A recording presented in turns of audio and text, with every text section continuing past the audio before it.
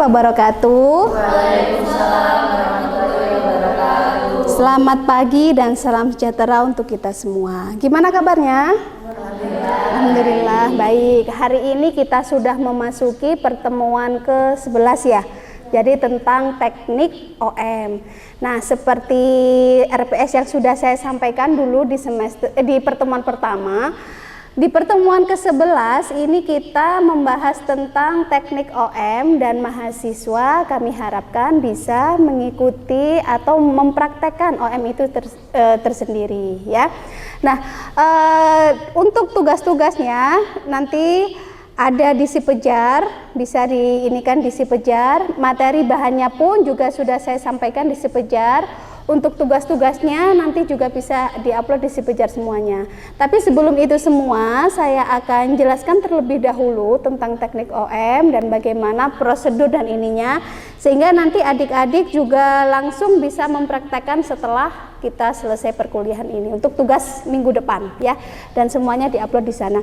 Untuk bahan ajarnya juga sudah saya sampaikan di pertemuan pertama, nanti bisa dilihat lagi di halaman 90 terkait tentang teknik OM dan beberapa konsep bagaimana yang harus dilakukan dalam pelaksanaan OM itu sendiri ya. Oke, baik, sebelumnya saya akan sekilas dulu menjelaskan tentang beberapa istilah yang ada di OM atau orientasi mobilitas. Nah, yang pertama ini ada trailing. Sebentar. Oke, trailing. Apa itu trailing? Menyusur ya. Menyusur dengan menggunakan apa? Punggung dan jari. Kenapa menggunakan punggung dengan jari? Karena lebih sensitif. Lebih sensitif. Untuk melihat permukaan sebuah benda itu lebih sensitif. Jadi kalau misalkan kalian demam, biasanya kalian ngeceknya gini apa gini? Gini ya, benar. Ya, jadi kenapa menggunakan punggung tangan itu lebih sensitif untuk melihat benda-benda, bukan melihat tapi menyusuri dari setiap ruangan ya. Jadi teknik trailing kalian bisa melakukan gini, dan ini tipis saja. Jangan ditekan kayak gini, khawatir nanti ada benda tajam nanti kegores. Jadi hanya cukup di permukaan tembok saja. Kemudian Anda bisa mentrailing mana sampai mana ruangan tersebut, sampai luasnya seberapa, jadi Anda bisa tahu ya. Kemudian trailing ini fungsinya untuk apa? Menentukan di mana kita berada. Misalkan Anda mau masuk ke ruangan nih, saya ini lagi ada di mana? Pas sudah masuk kan kita nggak tahu ruangan itu ada orang nggak, banyak kemudian ada benda-benda yang ada di dalamnya nggak, dan lain sebagainya, kan kita nggak tahu. Awalnya kita trailing terlebih dahulu. Oh, ini kira-kira trailing ini ruangan ini luasnya sekian, ininya sekian, untuk melihat seperti itu. Kemudian trailing pun juga bisa digunakan mencari sumber suatu benda. Lah, sumber suatu benda misalkan ada sebuah suara gitu ya, gemercik air gitu di samping ruangan gitu kan. Oh, berarti kemungkinan di samping ruangan ini adalah toilet atau seperti apa. Nah, untuk melihat ruangan antara ruangan satu dengan ruangan yang lainnya, Anda melakukan trailing, kemudian di situ ada sebuah tempat yang ingin Anda cari. Kemudian direction taking, mengambil arah. Mengambil arah ini kalau saya ingin maju, misalkan saya sudah di depan, Anda bilang lurus, maju gitu, berapa langkah gitu, saya akan maju, arahnya saya mau kemana. Atau gampangannya ketika Anda mau berpindah tempat, seperti yang sudah kita bahas sebelumnya, OM itu kan bagaimana kita berpindah tempat kan ya, bagaimana kita bergerak agar kita selamat mencapai tempat tersebut. Oleh karena itu kalau kita mengambil arah, kalau Anda mau ini di ruangan D5, mau ke D6 atau D4, Anda ini harus mau menuju kemana? Ada beberapa option, tetapi Anda harus cari yang aman, khususnya untuk tunanetra. Jangan sampai tunanetra tempat tersebut cepat ditujunya tetapi membahayakan. Bisa jadi mungkin karena ada got yang belum ditutup, tapi wajar sih sebenarnya tunanetra namanya kejedot, jatuh itu biasa. Tapi karena kita yang awas mengajari tunanetra, jangan sampai seperti itu. Jadi harus pas untuk direction takingnya, mengambil arahnya. Kemudian short line, pinggir. Nah, ini short line itu bisa digunakan dengan tongkat. Biasanya kan kalau kita berjalan ya udah jalan gini aja, ada pinggir lubang ini kita pindah gitu ya. Nah kalau misalkan tunanetra, jadi kalau di pinggir dia akan menggerakkan tongkatnya itu seperti ini. Kalau misalkan dia pinggirnya sudah habis, dia akan cari kemana lagi pinggirnya. Oh berarti dia akan berjalan ke sini lagi. Kemana lagi? Karena khawatirnya kalau di sini pinggir dia lurus, ternyata di depannya ada lubang. Ya kalau ada pendamping awas aman. Tapi kalau nggak ada pendamping awas, kasihan tunanetra tersebut tidak selamat mencapai tujuan. Kemudian landmark atau ciri medan. Nah, yang seperti saya sebutkan tadi, misalkan landmark ini kan seperti sumber utama yang digunakan dan dikenali untuk mengenali wilayah tersebut. Ini gedung D5 ya kan, D5, kemudian sebelah itu kan D6 ya kan, sebelumnya D4 dan seterusnya gitu. Lah untuk mencapai ciri dari D5 sama D6 itu apa? Misalkan di depan tersebut kalau di D6 itu begitu turun dari parkiran langsung ke arah kanan masuk di situ tempat kuliah, oh berarti itu D6. Tapi kalau yang D4 begitu masuk seperti suara bisik banyak orang, oh berarti di situ fakultasnya untuk mengurus kita administrasi. Itu kalau misalkan di beda gedung. Tapi kalau beda ruangan, misalkan ini ruang berapa, tunanetra mau kuliah, dia sendiri berangkatnya, nggak ada pendampingnya gitu ya. D6, ini ruangan berapa ini? D6 ya, ruang kelasnya D6 kalau nggak salah ini ya.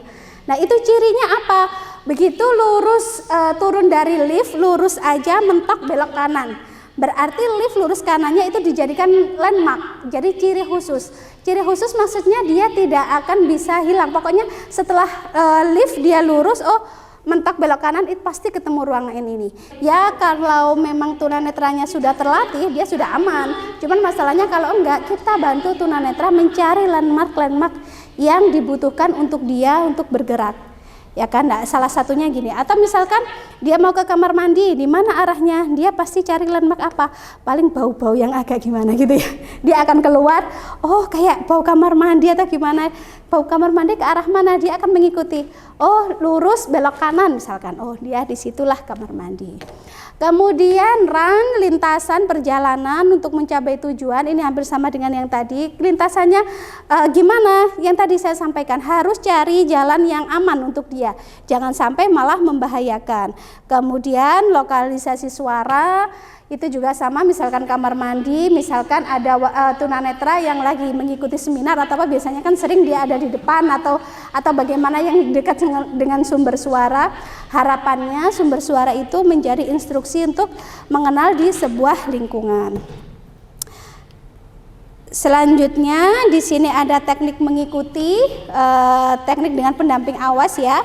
Jadi nanti bagaimana tunanetra itu bisa berjalan, bisa berpindah tempat dengan adanya pendamping awas. Kemudian di situ juga ada petunjuk, clue sama landmark itu lebih kuatnya sebenarnya di landmark. Jadi landmark itu yang memang seperti paten yang nggak bisa dalam waktu 1, 2, 3 tahun dirubah. Misalkan kamar mandi samping, pas mau ke kamar mandi, oh samping D6 ini kamar mandi, gak mungkin per tahun itu ganti kamar mandi, maksudnya kayak gitu. Jadi lebih kuat untuk ininya.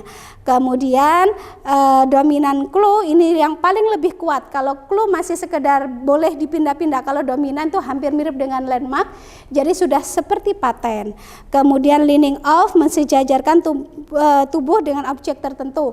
Saya mau jalan, pasti kalau ada adik-adik yang bilang hati-hati Bu, di depan ada meja, pasti ibu satu langkah menghadap ke kanan misalkan ya, langsung saya sudah Bu lurus jalan, pasti mensejajarkan benda biar aman dari nggak nabrak meja itu tadi. Kemudian upper hand and forearm ini untuk melindungi tunanetra ketika berjalan. Kalau yang untuk tangan di atas menyilang, tujuannya apabila ada benda yang berbahaya bagian atas, bagian tubuh yang atas ini akan terlindungi. Kalau yang bawah jadi seperti ini. Mungkin awal-awal khawatir ada benda ini, mungkin jalannya nanti seperti ini ya untuk tunanetra. Kemudian kalau yang atas seperti ini, atau kalau yang trailing tadi dia akan menyusuri tembok yang ada di samping-sampingnya untuk berjalan. Kemudian benda jatuh. Nah, untuk mencari benda jatuh ini misalkan saya contohkan ada benda jatuh, ini saya jatuhkan, bisa jongkok, kemudian disisir dari yang terdekat terlebih dahulu. Ada nggak? Kemudian agak lebih meluas lagi. Oh, ketemu. Nah, di sini untuk mencari bagaimana ketika benda itu jatuh. Tapi jangan jarum ya. Bisa dibayangkan nggak akan dengar untuk jarumnya.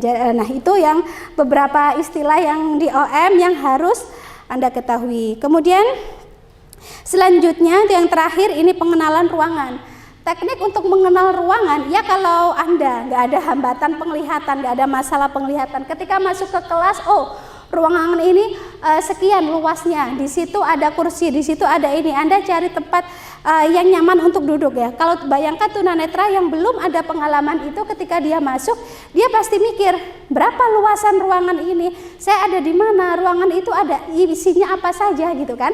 Nah, untuk cara melihat luasan ruangan tersebut ada dua teknik bagi tunanetra.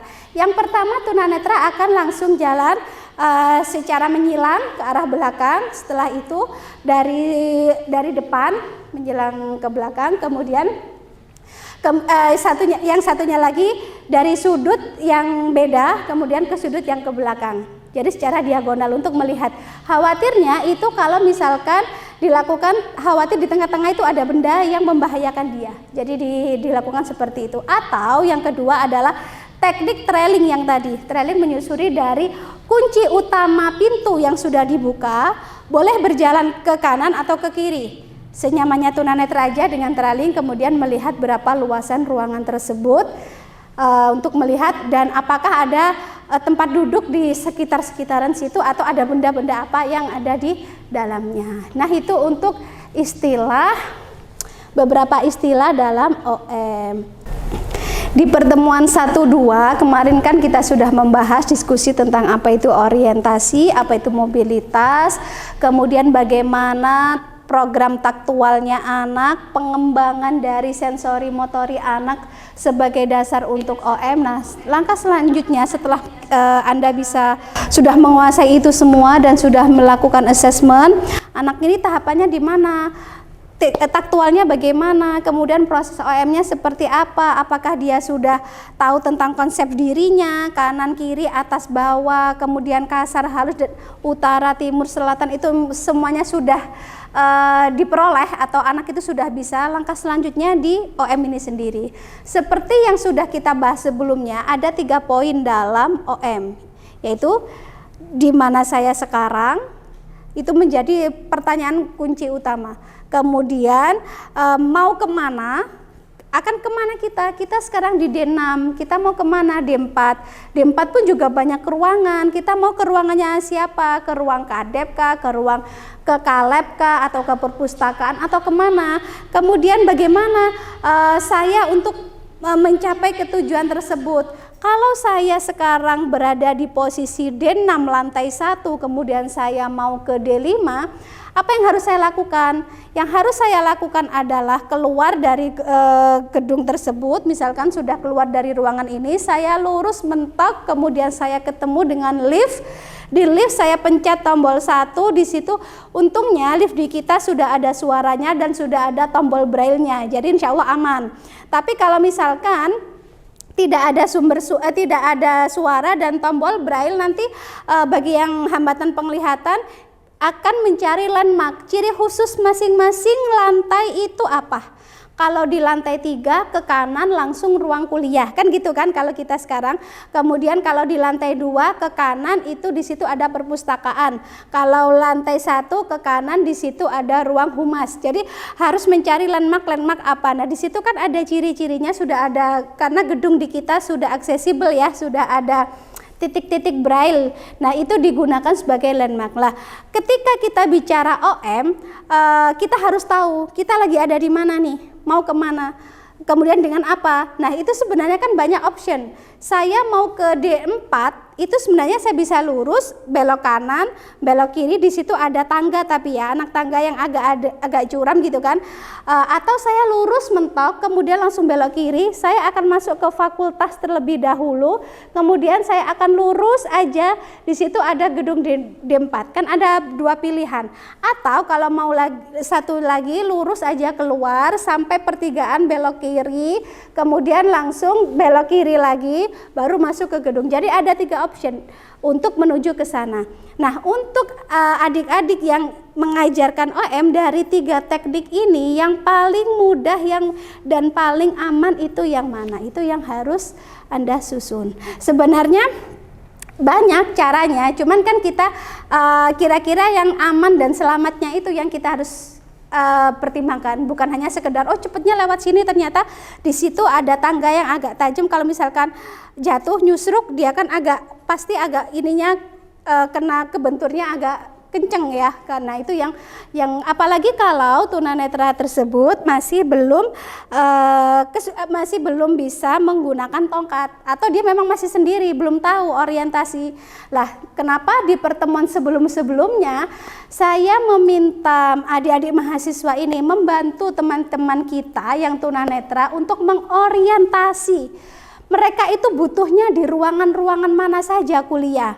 Mereka itu butuhnya di gedung-gedung mana saja Kak, karena UM ini kan luas. Kita kan nggak bisa mengorientasi hanya 1-2 hari, sedangkan di situ masing-masing gedung ada ini sendiri. Membantu untuk mencari landmark, clue itu membutuhkan proses di mana tunanetra tersebut harus mencari tahu. Nah, dengan persyaratan tersebut atau dengan cara bagaimana tunanetra tersebut ada 2 hal. Yang pertama indera yang baik sama mental yang baik. Kira-kira apa ini indera yang baik sama mental yang baik? Oke. Indera yang baik itu indera yang dapat menyalurkan informasi baik itu secara visual, kinestetik atau bau-bauan dan lainnya untuk diproses ke otak. Contohnya kayak gimana? Contohnya itu kayak trailing. Nah itu di situ kan ada objek. Nah itu kita dari trailing itu nanti kan itu berarti lebih ke kinestetiknya. Nah itu nanti bakal menyalurkan ke otak gitu. Oh berarti ini tembok, oh ini kaca, oh ini apa. Oke, terima kasih. Jadi kemampuan inderanya tadi misalkan trailing, kemudian di situ misalkan ada sumber suara atau apa. Nah, itu dijadikan karena sumber suara itu kan indera yang baik ya, pendengarannya kan, memaksimalkan pendengarannya untuk membantu mencari landmark apa di setiap tempat, di setiap gedung, di setiap ruangan untuk mencapai itu, betul. Kemudian yang kedua tadi apa? Indera yang baik sama mental yang baik. Apa ya mental yang baik? Saya izin menjawab. Oke, silahkan. Mental yang baik itu kemampuan untuk mengolah informasi dalam menentukan landmark. Oke, contohnya? Contohnya seperti suara gemericik air itu menandakan berada dekat dengan kamar mandi. Terus bau-bau seperti bumbu-bumbu itu berarti dekat sama pantry. Oke, jadi gunakan ciri-ciri tersebut untuk membantu tunanetra mencari landmark, kemudian bisa digunakan sebagai dasar dia untuk mencari gedung atau tempat yang mana yang akan dituju. Jadi ini untuk mempermudah tunanetra akan beralih tempat atau berpindah tempat. Karena kan kalau misalkan kita nggak ada, ya kayak Anda aja ketika masuk ke UM gitu kan, mana sih gedung D4, saya mau ke fakultas mau mengurus ini, pasti kan sampai oh sampingnya D5, karena kita nggak ada masalah penglihatan ya langsung gitu kan. Tapi bayangkan itu bagi teman-teman kita yang ada masalah penglihatan, yang kesulitan untuk mencari tahu informasi tersebut, jadi harus dibantu agar dia lebih mencari tempat tersebut dengan baik, dengan aman. Oke, jadi 2 hal itu yang sangat penting dalam menentukan orientasi mobilitas. Kemudian, nah di sini untuk OM-nya itu digunakan untuk mempermudah dirinya berpindah dari tempat satu dengan tempat yang lain, entah itu dengan teknik pendamping awas atau dengan teknik alat bantu. Nah, alat bantu itu salah satunya tongkat. Sebenarnya alat bantu itu bisa dengan hewan ya, seperti anjing gitu kan ya. Tetapi mungkin kalau di kita agak kurang familiar ya dengan menggunakan hewan. Jadi lebih ininya menggunakan tongkat. Jadi tongkat ini yang dulu sudah kita bahas di pertemuan keberapa kalau nggak salah 6 ya. Teknik alat bantu OM itu salah satunya tongkat yang sudah kita sebut, yang kita sudah tahu semuanya bahwa ini adalah tongkat, sebutannya tongkat putih. Nah, itu bisa digunakan. Nah, setelah ini nanti kita akan praktek keduanya, baik dengan pendamping awas atau dengan tongkat. Harapannya nanti setelah kita melakukan praktek teknik OM, Anda bisa mengajar OM. Kalau saya mengajarkan OM ke Anda, itu gampang ya kan, 1 jam aja udah selesai semua. Karena apa? Anda nggak ada masalah penglihatan. Cuman yang susahnya, ya bukan susah sih, yang membutuhkan proses itu bagaimana Anda mengajar adik-adik tunanetra, khususnya tunanetra yang masih usia dini untuk belajar OM. Bagaimana dia mengenal dirinya, bagaimana dia tahu tentang posisi tubuhnya, bagaimana dia mengenal arah, bagaimana dia tahu benda-benda yang ada di sekitarnya, bagaimana dia tahu perintah, misalkan 2 langkah ke depan, kemudian 1 ke kiri dan sebagainya, bagaimana dia menerima instruksi, kemudian bagaimana kemampuan taktualnya untuk melihat kondisi yang ada di lingkungan sekitarnya. Itu yang perlu dan yang sangat penting dalam belajar OM. Jadi hal-hal itu sebelum semua itu tercapai seperti yang sudah kita bahas di pertemuan keempat, itu OM jangan diajarkan terlebih dahulu karena itu akan membingungkan tunanetra dalam mempelajari orientasi dan mobilitas. Jadi yang seperti sudah saya katakan ketika tentang asesmen anak tunanetra, khususnya di masalah OM, itu Anda yang harus kuat. Dia butuh belajarnya bagaimana, kemampuan semuanya bagaimana, indranya bagaimana, sensorinya bagaimana, taktualnya seperti apa, yang itu harus diungkap. Sekarang kita masuk pada teknik pendamping awas. Boleh 1 atau 2 mahasiswa maju? Mungkin bisa Mbak Nabila sama Mbak Lulu maju, kita belajar teknik OM yang pertama. Mohon maaf, blindfold saya ketinggalan, jadi gunakan blindfold masker ya. Minta tolong matanya betul-betul ditutup. Siapa yang berpura-pura jadi tunanetra, boleh letakkan sini aja ya, biar nggak jatuh. Boleh dipasang, betul-betul nggak bisa lihat loh ya, biar nggak intip-intip. Ya kayak dipakai masker tapi taruh di mata ya. Oke, yang pertama membuat kontak, bisa aman ya. Oke, yang pertama kita membuat kontak. Jadi ini Mbak Lulu akan berjalan, kemudian ada Mbak Nabila yang menjumpai Mbak Lulu berjalan sendiri. Nanti Mbak Nabila menawarkan apakah mau dibantu atau seperti apa. Nanti kalau misalkan Mbak Nabila oke dibantu, nanti Mbak Lulu bilang mau dibantu, kemudian Mbak Nabila menempelkan punggung tangannya ya. Pokoknya bukan gini ya, bukan gini ya, tapi gini, kemudian langsung otomatis Mbak Lulu akan maju ke depan, Mbak Lulu ya, Mbak Nabila maju, kemudian Mbak Lulu akan memegang di tangan di atas siku, nah kemudian mengikuti. Ini sebenarnya boleh mau tangan kanan atau tangan kiri, atau yang sebelah sini juga boleh, atau yang sini atau tangan kanannya Mbak Nabila pun juga boleh, mana yang merasa Mbak nyaman. Kalau sebelah kanan nanti Mbak berarti nah harus Mbaknya diem. Nah oke, jadi seperti ini, pakai gunakan tangan kiri.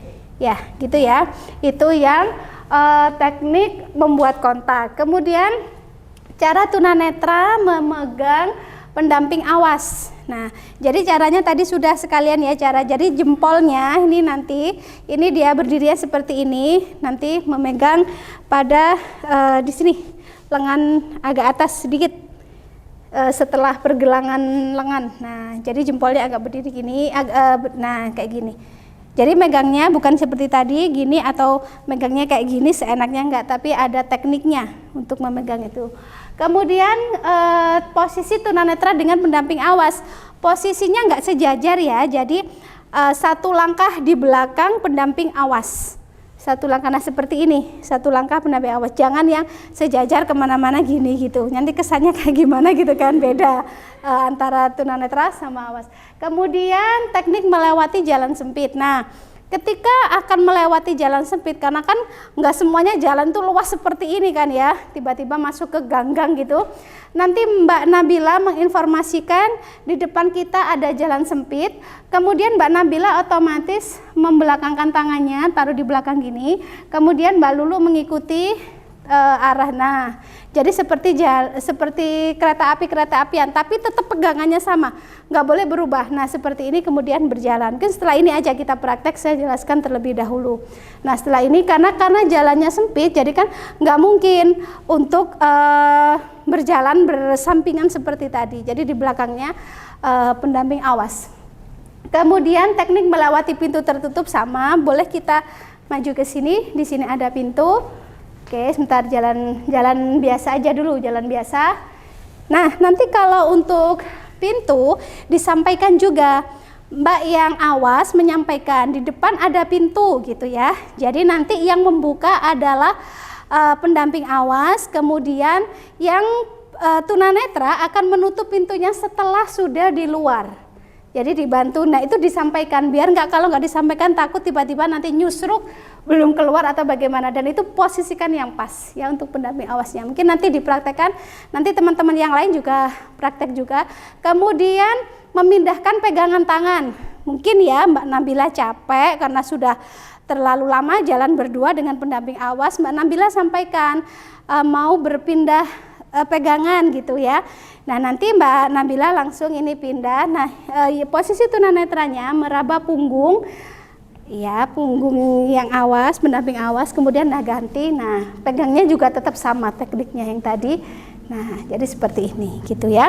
Kemudian teknik berbalik arah, misalkan ternyata jalan ternyata gang buntu gitu, gimana apa pindah-pindahan nanti apalagi kalau jalannya sempit. Nah, nanti pendamping awas akan putar balik terlebih dahulu, diikuti si tunanetranya itu sendiri. Jadi jangan bareng-bareng, nanti takutnya kalau pas itu sempit nanti akan unyel-unyelan di jalan gitu kan, jadi kurang pas. Jadi tunanetra yang balik arah dulu baru diikuti pendamping awas berbalik arah diikuti tunanetra. Kemudian duduk di kursi. Nah, duduk di kursi saya contohkan di sini. Maju, ada kursi ya. Ini Mbak yang awas dulu ntar. Ini yang tunanetra dulu dengan saya.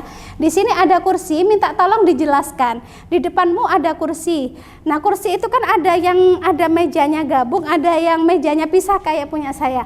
Nah, tekniknya sebenarnya juga nggak jauh berbeda. Nanti yang tunanetra harapkan meraba dulu secara taktual, ini mejanya seberapa, kemudian sandarannya bagaimana, kemudian untuk tempat duduknya seperti apa. Kalau dirasa sudah pas, nggak miring, karena kan ada ya kursi yang agak miring gitu kan, takutnya kan nanti jatuh. Kalau dirasa sudah pas, nanti langsung duduk. Coba diraba Mbak, di depan ada meja, sandarannya dulu, sandaran, merasa pas, kemudian tempat duduknya. Nah, kalau sudah merasa pas, silahkan duduk. Jadi seperti ini. Nah, ini yang ada meja dengan di kursinya. Sama juga, sekarang berdiri. Sekarang kalau misalkan tanpa meja, tanpa meja, pegang saya, malah saya megang Mbak. Pegang saya di sini, depan di sini ada kursi, kemudian silahkan duduk. Ini Mbak meraba mejanya sama meraba tinggi tempat duduk antara mejanya juga seberapa, sama sandarannya. Maju, silakan maju. Oke, kursinya mana? Diraba dulu sandarannya, kemudian tempat duduknya dirasa pas. Oke, silakan duduk. Nah, kalau seperti ini, bentar, stop ya. Kalau seperti ini Mbak akan kesannya muter, ini kurang pas. Jadi pasnya Mbak ngadep ke sini, langsung diposisikan langsung gini saja. Nah, ini lebih mudah dibandingkan Mbak, mohon maaf ya, yang tadi kayak muter. Jadi dipaskan, ketika pas langsung geser aja kiri, langsung duduk. Oke, sementara duduk sini dulu nggak apa-apa. Kemudian begitu juga dengan kursi yang ada mejanya ataupun tidak, pokoknya teknik kursi, baik dengan meja atau enggak, yang penting itu diraba sandaran sama dudukannya. Khawatir itu tadi biar nggak jatuh. Sebenarnya satu lagi teknik menaiki kendaraan. Nah, kalau menaiki kendaraan mungkin kita kan masih dalam ruangan. Tunanetra sampaikan, kan mobil itu pun juga ada yang tipe tinggi, ya kan, atau yang agak rendah gitu kan. Nah, itu sampaikan, lah tangannya arahkan ke atap pintu. Pintu itu diarahkan, kemudian tunanetra akan taktual gimana, kemudian akan mentaktual tempat duduknya dan mengira-ngira kalau sekian kejedot nggak masuk. Nah, itu ketika sudah pas langsung duduk gitu saja. Kemudian naik turun tangga. Untuk naik turun tangga, setelah ini kita mempraktekkan juga bagaimana tunanetra akan dengan pendamping awas naik turun tangga. Prinsipnya sama, tapi harus diinformasikan kalau ada tangga. Takutnya kalau enggak nanti tunanetranya jatuh, atau misalkan pendampingnya diem aja ada tangga ya, atau ada apa nggak disampaikan, membahayakan si tunanetra. Baik, sekarang kita praktek dulu Mbak Nabila sama Mbak Lulu.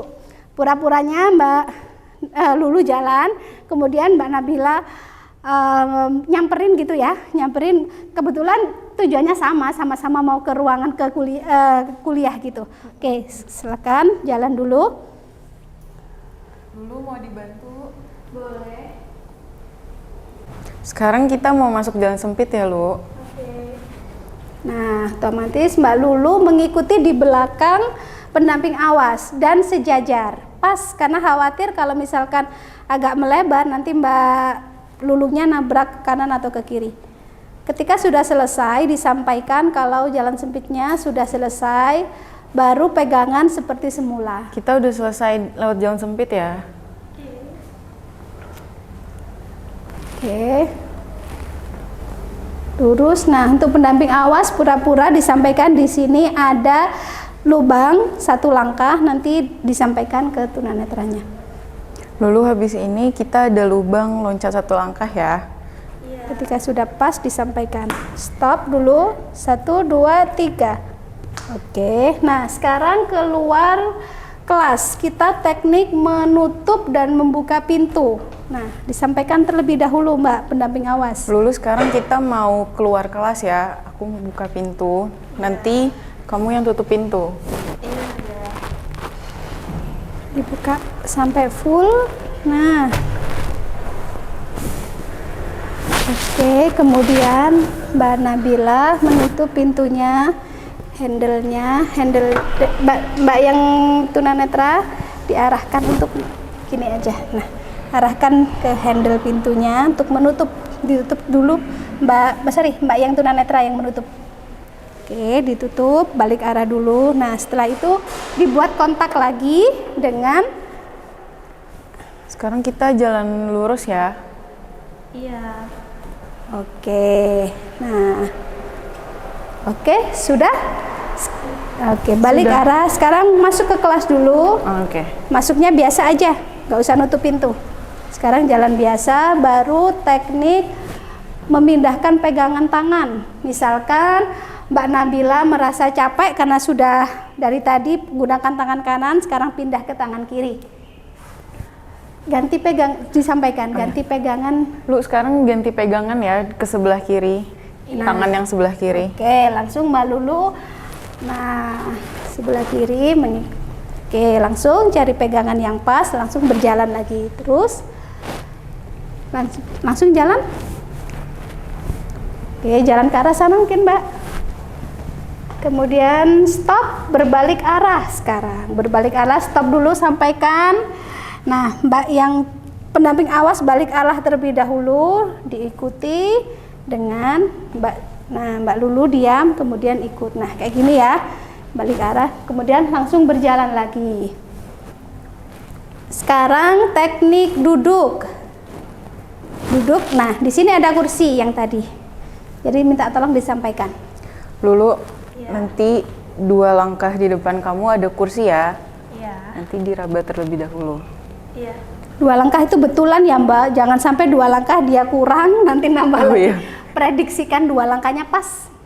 Ya, 2 langkah. 2 langkah. 1, 2, Stop. stop. Jangan diarahin Mbak, biar dia mencari sendiri. Oke, ulangi lagi ya. Oke, ulangi lagi. Nah, sudah pura-pura jalan terus minta Mbak Lulu untuk duduk.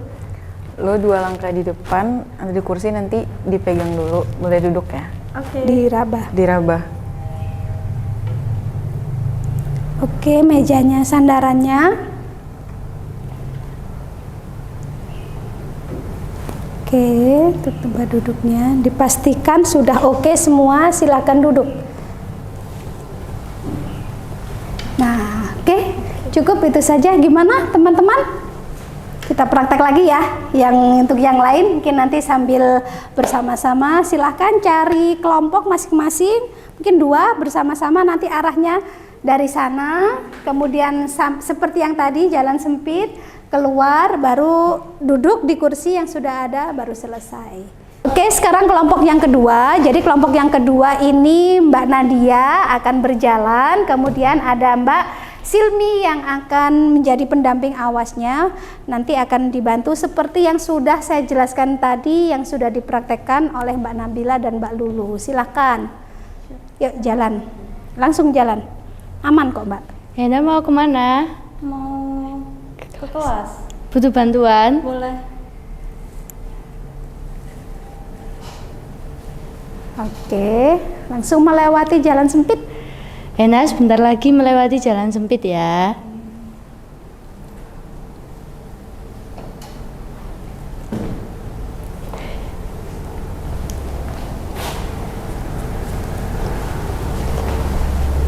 Oke, kemudian menuju ke pintu. Ini nggak usah lubang, nggak apa-apa, langsung aja. Oke.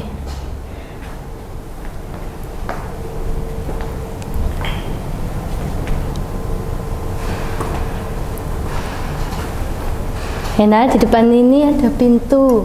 Oke. Oh, salah. Buka.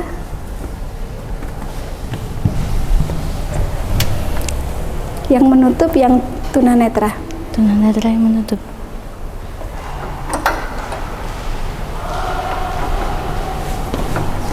Oke, good. Sekarang balik lagi ke kelas, berpindah arah sekalian, berbalik arah sekalian kan jadinya.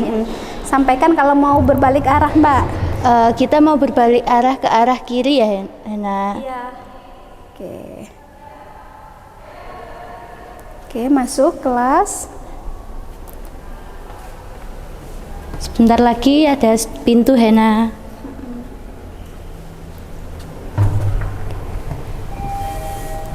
Udah, nggak usah ditutup, nggak apa-apa. Nah, kemudian duduk di kursi. Sekarang pindah ke kursi saya yang depan.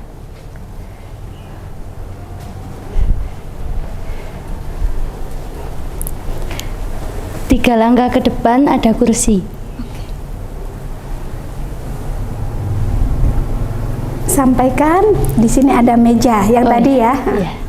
Di sini ada, di sebelah kanan ada meja. Sebelah kanan ada meja. Oke. Oke, good. Nah, sudah. Terima kasih. Ini yang tadi pendamping awas. Sekarang teknik tongkat. Ya, jadi teknik. Oke, silakan duduk dulu. Terima kasih, Bu. Sama-sama. Nah, itu tadi yang pendamping awas. Sekarang yang tongkat ya. Tadi kita sudah belajar pendamping awas, selanjutnya adalah teknik tongkat. Teknik tongkat kemarin kita sudah bahas, namanya tongkat putih, panjangnya seberapa, kemudian ini fungsinya tali untuk apa, ya kan, memegangnya. Kemudian cara memegangnya seperti apa, telunjuknya ada di sini ya, gini ya. Kemudian talinya ini masukkan ke tangan, kalau misalkan nanti mau jatuh, dia nggak langsung jatuh gitu kan, masih nyangkut di tangan asumsinya.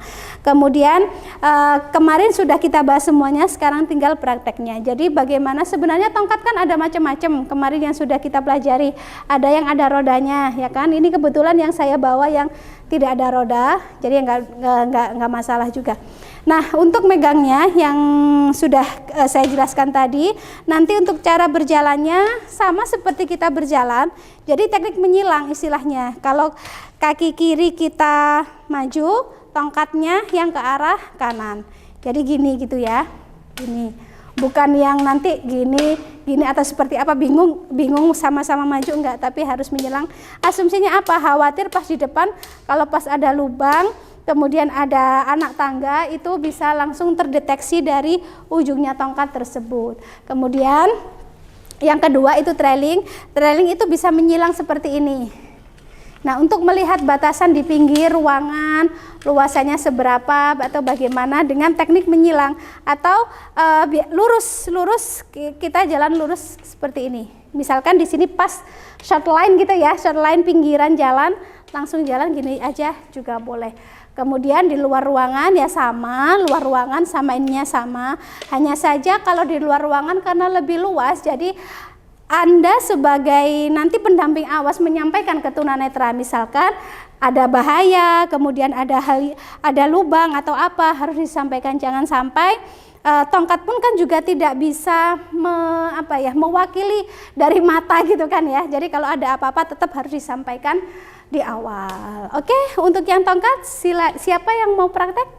Oke, silahkan. Mbak siapa namanya? Mbak Neneng. Ya, silahkan.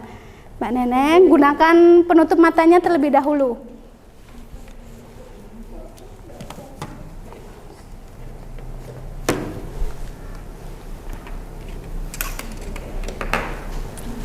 Mbak Nenengnya saya puter aja ya, biar nggak tahu lagi posisinya di mana. Saya minta untuk berjalan gitu ya.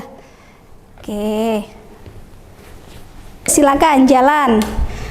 Diperhatikan kalau misalkan ada benda, stop. 3 langkah ke kanan. Stop. Nah, posisinya belum pas ya. Saya mencoba cari posisi yang pas. Nah, hadap sini. Kemudian 3 langkah ke kanan. Oke, jalan.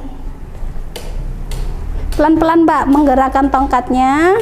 Nah, oke, stop. Sekarang menghadap ke kanan, Mbak mentrailing pinggir ruangan. Boleh teknik menyilang atau enggak? Oke. Good, lanjut.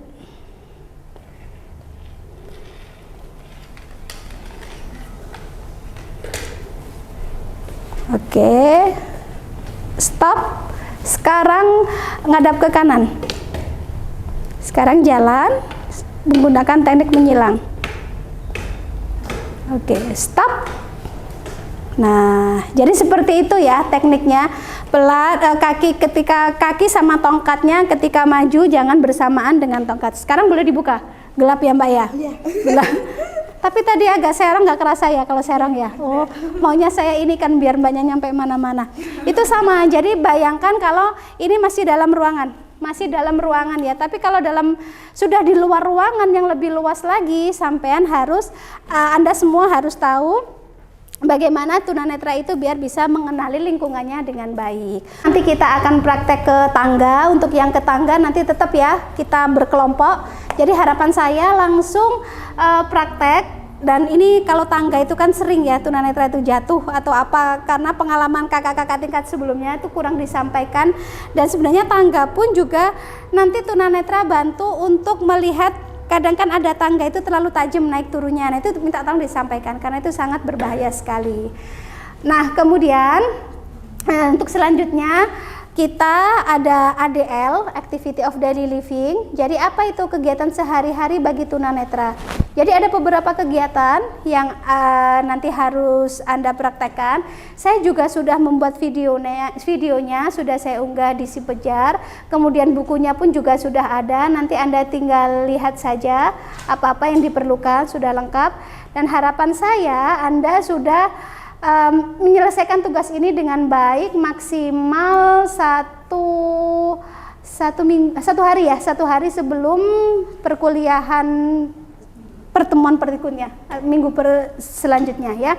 Nah kemudian tugas-tugas ini dikerjakan secara individu, dikerjakan individu dan nanti diunggahnya di tugas pertemuan ke-11. Ada pertanyaan? Saya izin bertanya, Bu. Oke, silahkan Mbak. Jadi kan ada tunanetra yang emang dari lahir atau setelah lahir gitu. Itu untuk pengajaran UM-nya berbeda atau gimana, Bu? Iya, betul.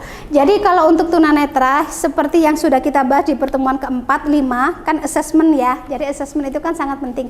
Jadi kita lihat bagaimana tunanetra itu kalau dia dapatan dari lahir, itu pasti sangat berbeda dari lahir dengan dapatan itu pasti sangat berbeda dalam pembelajaran OM-nya. Yang pasti kuncinya itu sikap dirinya, arah mata angin, kemudian lingkungan, dia sudah bisa tahu mengenal sebuah lingkungannya, itu langsung diajarkan. Tapi balik lagi, pasti kalau antara dapatan sama dari lahir itu berbeda. Kalau tanya baiknya, sebenarnya bagusnya itu yang dari lahir kalau untuk taktual ininya. Jadi kemampuan taktualnya itu lebih peka ya, karena itu tadi, karena kan sudah dilatih dari kecil gitu kan. Kayak saya semester kemarin ngajar braille gitu kan, saya kan nggak mungkin mengoreksi tugasnya Anda semua saya raba, saya kan pasti ngoreksinya saya baca, oh iya betul ini titik baca dan lain sebagainya. Jadi seperti itu ya. Oleh karena itu sampai harus betul-betul dalam mengasesmennya harus tepat, karena kalau tidak, karena berdampak pada proses OM-nya gitu ya. Nah, untuk tugasnya sudah saya sampaikan, penjelasannya juga saya rasa teknik dan istilahnya juga saya sampaikan. Kemudian kesimpulan hari ini kita belajar apa? Tentang OM ya, teknik OM, karena sudah pertemuan ke-11 jadi ranahnya sudah banyak praktek, mulai dari istilah, kemudian teknik-teknik OM, ada pendamping awas dan ada tongkat ya. Jangan lupa tugas-tugasnya dikerjakan. Mungkin itu dulu dari saya, terima kasih, mohon maaf apabila salah katanya. Assalamualaikum warahmatullahi wabarakatuh. Waalaikumsalam warahmatullahi